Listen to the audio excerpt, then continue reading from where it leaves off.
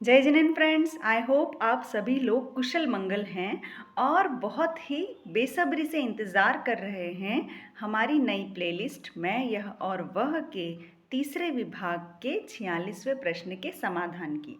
तो प्रश्न कुछ इस प्रकार है।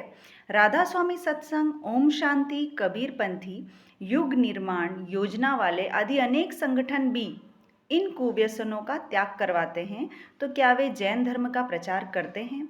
पिछले प्रश्न में हमने 7 प्रकार के कुव्यसन जो त्याग करने योग्य हैं उनके बारे में सुना था। आइए देखते हैं इस प्रश्न का समाधान। धर्म के लक्षण पहले बता आए हैं, पुनः बता दें। अहिंसा, संयम और तप ये धर्म के लक्षण हैं। इन 7 कुव्यसनों के त्याग से आंशिक रूप से अहिंसा और आंशिक रूप से संयम की स्थिति बनती है।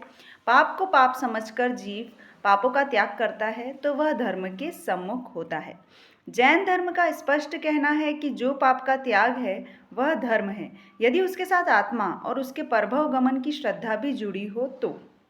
किसी के भी उपदेश से कोई भी मनुष्य थोड़े भी पाप का त्याग करता है तो वह क्रमशः संपूर्ण पापों के त्याग की ओर बढ़ सकता है, भले इस प्रक्रिया में 2-4 नहीं बल्कि हजारों भव लग जाएं। ये पहले भी बताया है कि दुनिया का कोई भी व्यक्ति या आत्मा जिसकी पहचान जैन रूप में नहीं है परंतु वह पाप क्रियाओं का त्याग करता है तो वह क्रमशः मोक्ष मार्ग पर ही गमन कर रहा है, क्योंकि पाप त्याग ही मोक्ष मार्ग है। यही जैन धर्म है। जिसकी पहचान जैन है या पहचान जैन नहीं है, उसने पाप को हेय यानी छोड़ने योग्य समझकर जितने अंशों में छोड़ा है उतने अंशों में वह जैन है।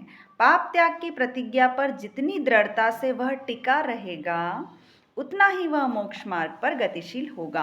पाप त्याग करने के बाद यदि वह उस पाप का पुनः सेवन करने लग जाए तो उतने अंशों में उसका जैनत्व भी नष्ट हो जाता है।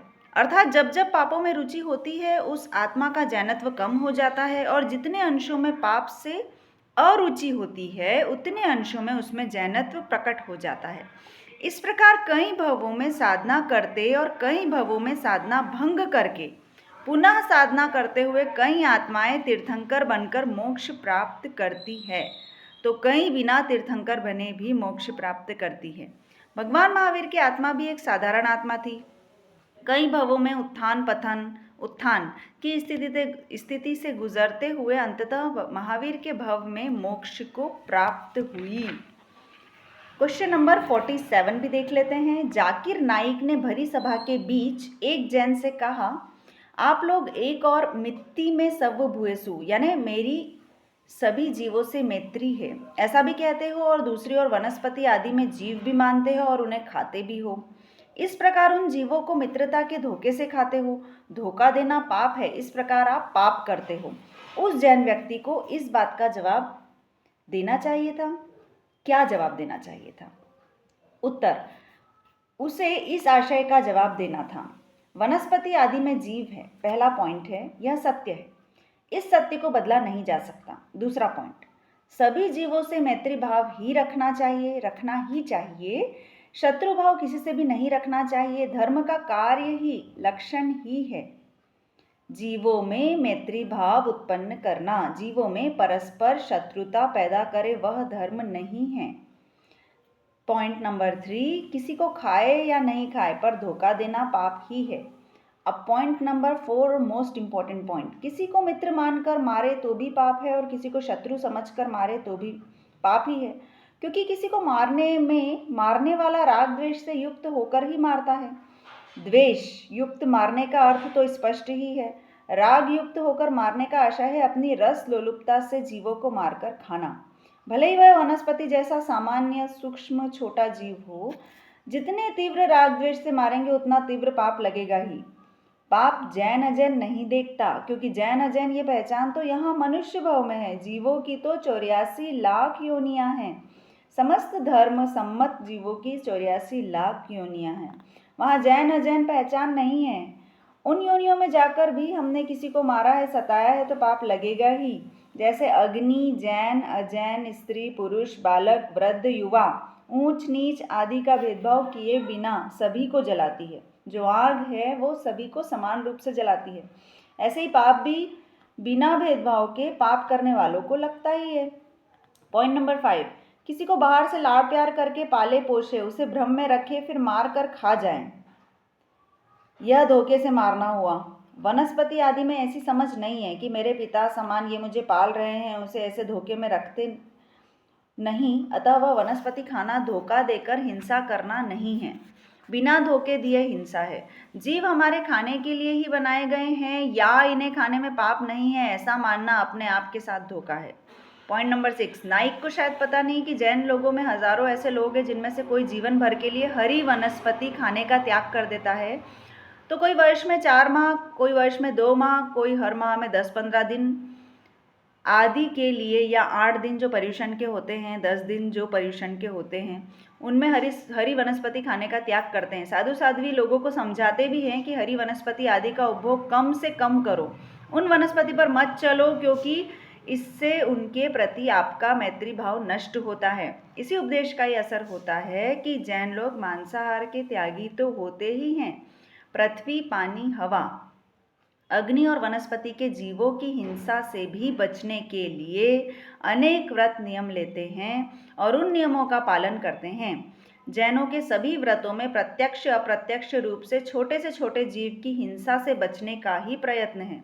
रात्रि भोजन का भी त्याग अपनी अपनी परिस्थिति के अनुसार जैन लोग करते हैं, क्योंकि रात्रि में भोजन करने से अनेक छोटे बड़े जीवों की हिंसा का पाप लगता है।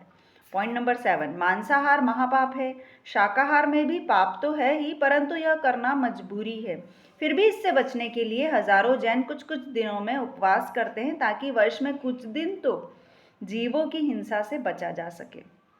पॉइंट नंबर 8, जैनों में अंतिम लक्ष्य मोक्ष बताया है। मोक्ष अर्थात आत्मा की वह स्थिति जिसमें शरीर नहीं होता, मात्र शुद्ध आत्मा होती है। शरीर नहीं तो भोजन की भी आवश्यकता नहीं, इसे अनाहारक दशा कहते हैं। आत्मा के बिना शरीर टिक नहीं सकता, परंतु शरीर के बिना आत्मा अनंत काल तक हमेशा के लिए रह सकता है। उसी के लिए जैनों में लंबे तप किए जाते हैं, संथारा किया जाता है। अब लोगों को जैनों की तपस्या पर भी आपत्ति है और भोजन करे उस पर भी आपत्ति है। इस समस्या का तो कोई समाधान नहीं है। अब आज का आखिरी प्रश्न और देखते हैं हम। प्रश्न नंबर 48, जैनों में रात्रि भोजन के त्याग और जमीकंद त्याग का विशेष महत्व क्यों है? इसका समाधान कुछ इस प्रकार है।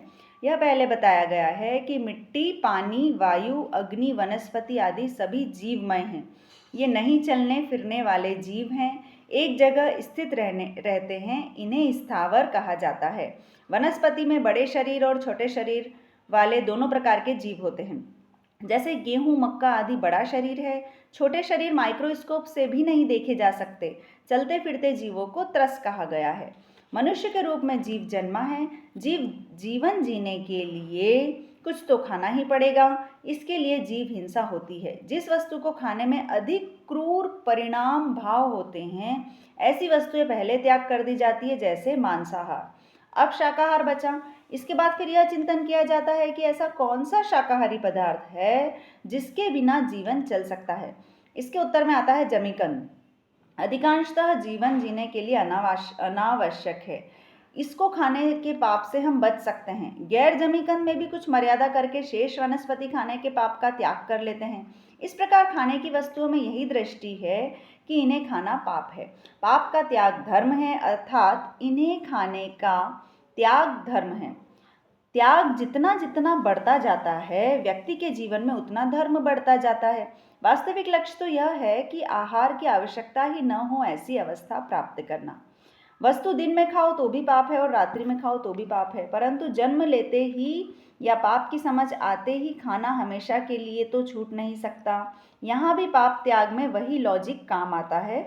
दिन में खाने में कम पाप है और रात्रि के खाने में अधिक पाप है, क्योंकि भले बल्बों आदि का प्रकाश हो, वो सूर्य के प्रकाश की बराबरी नहीं कर सकते। इनके प्रकाश में छोटे छोटे जीव जंतु दिखाई नहीं देते हैं, वे खाने में आ जाते हैं और अधिक पाप लगता है। दूसरी बात, इन बल्बों के आदि के कारण अनेक मच्छर आदि जीवों का आकर्षण होता है। वे बल्ब आदि के आसपास मंडराते हैं और भोजन में गिरकर मर जाते हैं। सूक्ष्म चींटियां आदि भी कृत्रिम प्रकाश में नहीं दिखाई देती।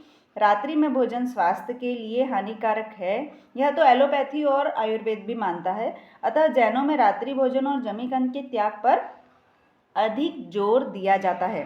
फिर जिसकी जैसी परिस्थिति होती है उस अनुसार इनका त्याग करते हैं। मारपीट कर तो जैन धर्म का पालन करवाया नहीं जा सकता। जैन धर्म तो आत्मा से स्वीकृत हो तो ही वह जैन माना गया है भगवान की दृष्टि में। आज हमारे कंसेप्ट बहुत ही सरलता से समाधान को प्राप्त हुए हैं और हमें समझ में आ गया है कि क्या समझाना चाहते गुरु भगवान।